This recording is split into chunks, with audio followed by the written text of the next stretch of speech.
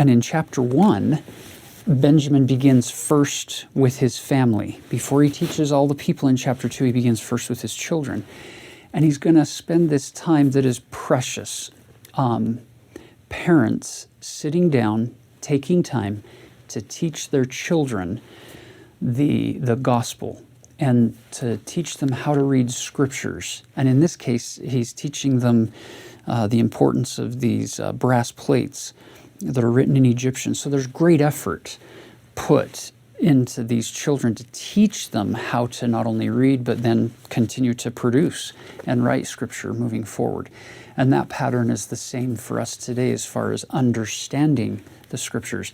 The best teachings in the scriptures are probably going to come foremost in the home, between family members as they seek revelation from God for their family, as they open up the scriptures and do the best they can to unlock meaning.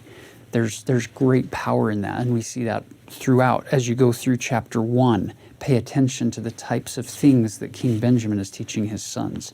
I want to share a really quick story to illustrate this, a personal experience. Many years ago, I was out in my garage. It was Christmas Eve.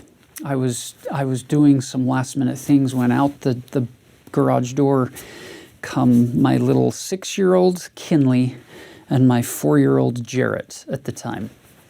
And they came out into the garage and they were all excited, and Kinley acted as voice for the two of them and said, "Dad, Jarrett and I have been talking and we feel really bad because Santa Claus brings us presents every year and all we give him is cookies and milk. So this year we've decided we want to give Santa Claus a present." I thought, oh, that's precious. I wonder what it's going to be from a 6-year-old and a 4-year-old. And Kinley said, "The problem is we went through our treasure drawers and we don't have anything that we think Santa Claus would want. And so we were talking about it, and we figured that because he lives in the North Pole and because he's flying in his sleigh, it's kind of cold. We thought maybe he could use another pair of socks to help keep his feet warm." And my heart was touched as they're talking through this. And I thought, I wonder how they're going to resolve this one. And she said to me, "The problem is none of our socks will fit him. So Dad, can we have a pair of your socks to give to Santa Claus?" And I said, "Yes, that would be wonderful." At which point Kinley pulls her hand from behind her back. They had already gone to my sock drawer and picked out a pair. And they said, "Can we give him this pair?" I don't remember the exact sequence of the conversation at this point, but I remember the elements were something like this. One of them asked, "Do you think he'll like them?" I said, "Yeah, he'll like them." "Do you think they'll fit him?" And I said, "Yes, I guarantee they'll fit him."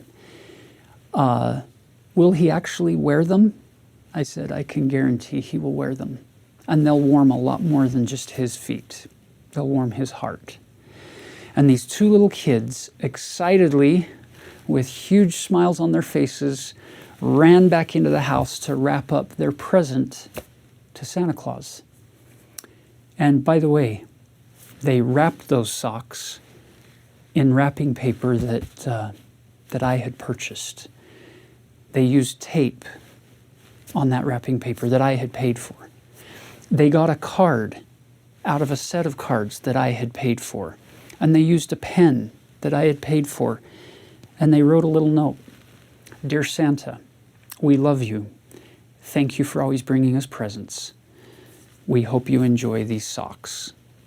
Love, Kinley, and love, Jarrett," in 4-year-old and 6-year-old writing. That note will forever be treasured by Santa Claus, as in that moment I realized everything I give to God, everything I try to place on the altar, everything I offer to Him is nothing more, nothing less than me saying, "Can I give these socks to Santa Claus? Because I don't have socks that would fit him, but can I give him your pair of socks?" My wife and I have 10 children. I've been through this experience of birth, watching this process 10 different times. And brothers and sisters, never once have I held a brand new baby, looked into that baby's face, and turned to my wife and said, I wonder what we're going to be able to get out of this one. You owe us big time. You have to pay us back. I've never once done that. Parents don't want to be repaid by their children. You don't have children so that you can get something out of them. You have children so that you can love them. Your heart opens up. You welcome them in and you provide for them. If earthly parents can get this, heavenly parents understand this perfectly and completely.